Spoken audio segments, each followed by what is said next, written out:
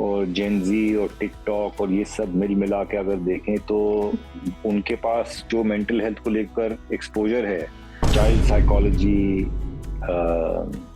या learning disabilities, ये सब चीज़ों का कॉन्सेप्ट ही नहीं था। जनरेशन टू जनरेशन हमारे ज़माने में भी बुलिंग थी, हमारे ज़माने में भी वायलेंस थी, उसको नेचर और उससे कुछ लेना देना नहीं, तो वो अलग नेगेटिव असर है। लेकिन Hey guys, you're watching Filmy Beat. I am Lavi Chaudhary, and today the guest we have on Filmy Beat is very very handsome Amir Bashir. He is here. उनकी कल सीरीज आ रही है 2 जून को, school of lies on Hotstar, and he is playing a very important role in the series. Trailer आ चुका है, आप सभी ने नहीं देखा तो प्लीज देखिए, मुझे बहुत अच्छा लगा। सर कैसे हैं आप? How are you? I am good, thank you for आपके आने से पहले I was preparing your introduction in Kashmiri, so I want to ask in Kashmiri, वारे छुका।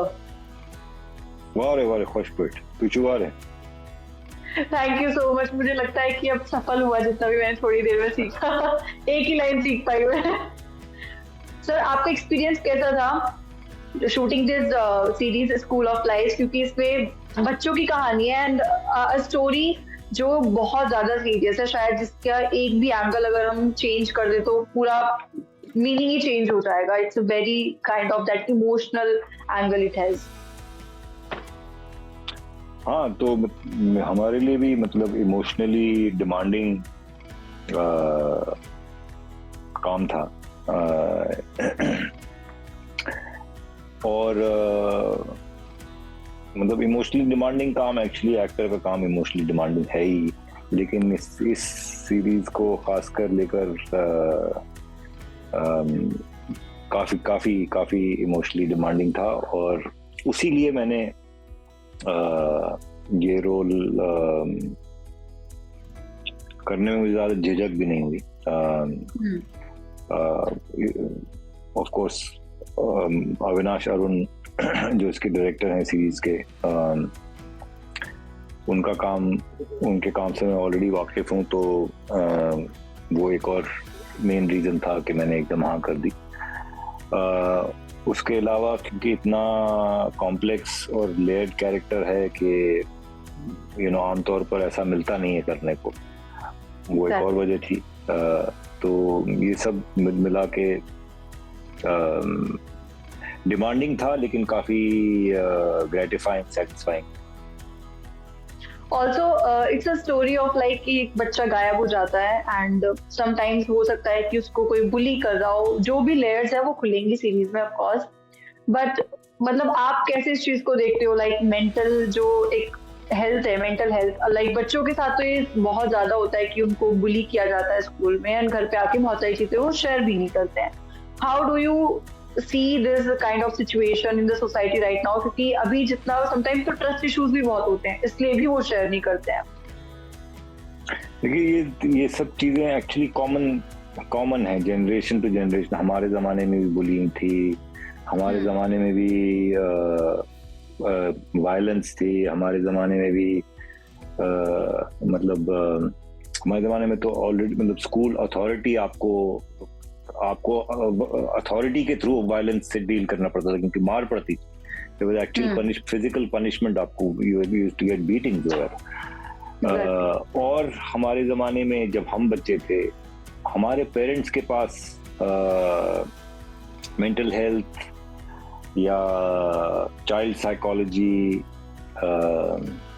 या लर्निंग डिसेबिलिटीज, ये सब चीजों का कॉन्सेप्ट ही नहीं था।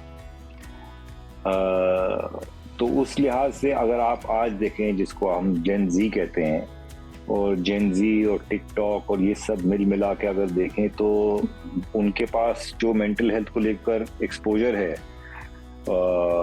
और कितना वो इस बारे में जानते हैं ऑलरेडी, और कितना वो अपने पेरेंट्स को सिखाने में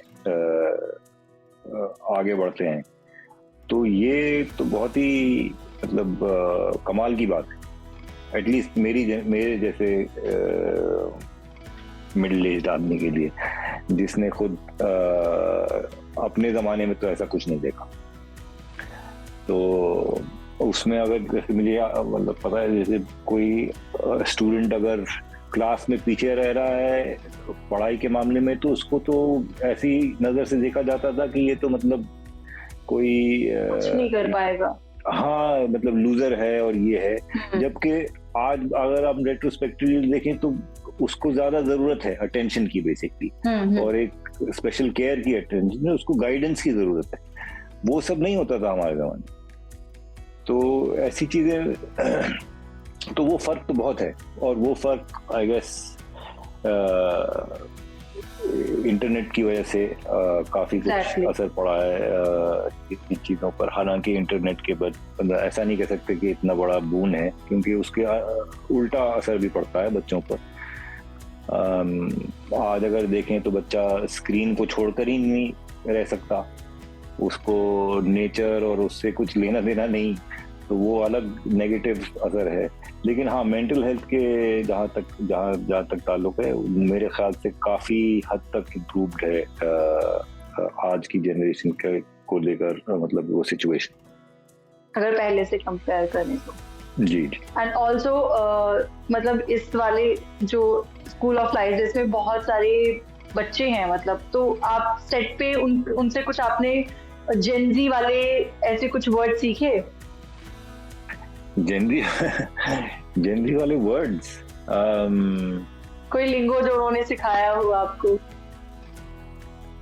लाइक फोमो वगैरह? ये तो हम सब सुनते ही हैं। नहीं, फोमो योलो तो मतलब इतना हाँ, तो ये तो बहुत ज्यादा हो गए हैं। हाँ, वो तो मतलब कॉमन है। लेकिन हाँ, मैं एक्चुअली खुद कोशिश करता हूँ अप टू डेट रहने के लिए इस नई वोकैबुलरी को लेकर। एग्जैक्टली। तो वो मेरा एक थोड़ा बहुत चलता रहता है कि मैं भी जरा अप टू डेट रहूं, ताकि मैं किसी बच्चे को सरप्राइज कर पाऊं। और स्कूल ऑफ लाइफ में, मतलब अगर मैं बात करूं आपकी, तो आपने अपने बचपन में या स्कूल टाइम में झूठ बोले हो, कितनी शरारतें करी हो, वो कुछ आप पर्सनल कोई एक्सपीरियंस शेयर करना चाहें? ये सवाल पहले भी पूछा गया, बोलते थे घर पे? पहले भी सवाल पूछा गया। हाँ, झूठ बोलते थे, लेकिन बड़ा फिर उसका भुगतना पड़ता था। वो झूठ बोलना जो आपके जहनी हालत पर असर करता है, वो बहुत भारी पड़ता था बाद में। लेकिन वो फिर वो लेसन भूल जाते थे, क्योंकि झूठ इसलिए बोलते थे ताकि कहीं मार ना पड़े या कहीं कुछ ना हो, या आप कहीं खतरे में हैं तभी आप झूठ बोलते हैं। लेकिन वो झूठ बोलने के बाद जो खतरा लगता था कि अब तो हम सीधा नर्क पहुंच जाएंगे और ये हो जाएगा और वो हो जाएगा, और किसी दिन अगर ये झूठ पता चल गया तो और ज्यादा बुरा हाल होगा। तो वो साइकोलॉजिकल असर झूठ बोलने का बहुत मैंने झेला है। अच्छा, आपके साथ ऐसा होता था? मम्मी बोलती थी कभी कि पासा नहीं मारूंगी, लेकिन फिर बाद में बहुत मारती थी, बुलाती थी एक्चुअली वो मारने के लिए कि आप नहीं मारूंगी, और फिर बहुत मारती थी। हाँ, ऐसा भी हुआ होगा जरूर। मुझे एक्चुअली कोई ऐसे स्पेसिफिकली याद नहीं है, बट आई एम श्योर उन्होंने ऐसा भी कुछ किया हो। यही मैं कह रहा हूँ ना, ये सब चीजें हमारे जमाने के पेरेंट्स को ये सब नहीं पता था कि मतलब इसका क्या बच्चों पर, यंग माइंड पर वायलेंस का, चाहे वो पेरेंट्स की तरफ से हो या कहीं इंस्टीट्यूशन में हो, स्कूल में हो, ये सब चीजों पर कोई ज्यादा ध्यान नहीं देता था। और यही फर्क है। जैसे मैंने कहा, जेनजी आई थिंक वो इतना कुछ जानते हैं कि वो ऐसा कुछ होने ना दें, ऐसा भी होता है। तो हाँ, झूठ बोले हैं, उसका जैसा कि मैंने कहा, उसके कॉन्सिक्वेंसेस भी हमने सहे हैं, झेले। मतलब ठीक है, ऐसा नहीं है कि सेलिब्रिटीज नहीं पिटे हैं बचपन में मम्मी और नहीं, ऐसा कुछ नहीं। वो आई थिंक वो सेलिब्रिटी से कुछ लेना देना नहीं, वो आप कब कहाँ पैदा हुए थे उससे लेना देना। Exactly. Anything that you want to say to your fans, like कल सीरीज रिलीज हो जाएगी स्कूल ऑफ लाइफ जी, 2 जून। कौन सी पर्दों को ये खोलती है? क्योंकि पेरेंट्स के लिए भी उतनी रिस्पॉन्सिबिलिटी जितना एक बच्चे के लिए, लाइक मेंटल हेल्थ की अगर हम बात करें, अगर बच्चा किसी ये शो बच्चों पर बेस्ड है या बोर्डिंग स्कूल में बेस्ड है, लेकिन है देखने के लिए तो सबके लिए है। Exactly. इसमें कोई एज ग्रुप का रिस्ट्रिक्शन आई गेस ज्यादा young, I guess I am sure 13 and above can watch this show, or maybe 16 and above, but है ये, मतलब बच्चों और बड़ों दोनों को समझने की बात है कि चाइल्डहुड एक्सपीरियंसेस का असर कितना पड़ सकता है एक यंग माइंड पर, और उस यंग माइंड जब वो अडल्टहुड में चला जाए उसमें क्या असर होता है उस चाइल्डहुड एक्सपीरियंस का। और यही आई गेस साइकोलॉजी या साइकियाट्री कह लीजिए यही की है इसका, कि आप फॉर्मेटिव ईयर्स में, बचपन में जो आप एक्सपीरियंस करते हैं इमोशनली, खासा जो आपका क्रिस्टल होता है, कंडीशनिंग होती है, कोई आपके सबकॉन्शियस में रहे और फिर वो कैसे बाहर निकले अडल्टहुड में, और उसका क्या असर हो आप पर और आपके इर्द-गिर्द लोगों पर, ये सोचने की बात है। और इसीलिए बचपन में जो नर्चरिंग और नरिशमेंट जो एक पेरेंट या स्कूल में मिलनी चाहिए बच्चों को, वो कितना जरूरी है। कैरेक्टर इस पूरी सीरीज में इम्पैक्टफुल रहा? मेरा कैरेक्टर एक्चुअली ऐसा है कि मैं आज के वक्त में एक टीचर हूँ, हाउस मास्टर हूँ स्कूल में, और उसी स्कूल में का एक स्टूडेंट भी हूँ। तो एक लिहाज से उस स्कूल की कहानी हम जुड़ी हुई है।